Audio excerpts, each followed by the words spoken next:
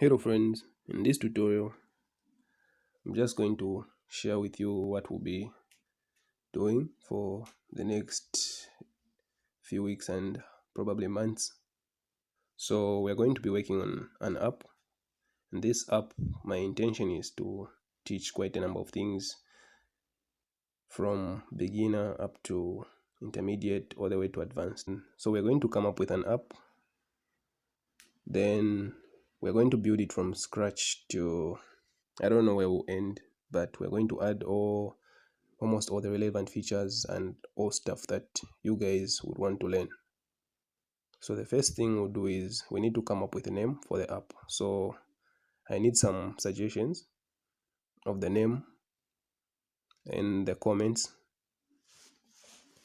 So the name can be anything, and then we'll probably have some people liking. Then I'll choose a name from the names that we'll have.